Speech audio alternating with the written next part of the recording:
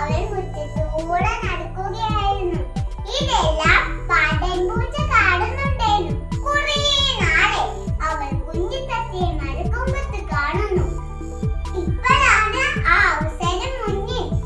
ഒരു സമയം വൈകിച്ചുകൂടാ പാണ്ടൻ വിചാരിച്ചു.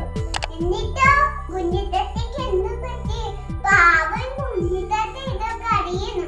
അവൾ മുറ്റത്തെ അടിമണികൾ പെറുക്കി തന്നെ അങ്ങനെ ചാടി നടക്കുന്നു.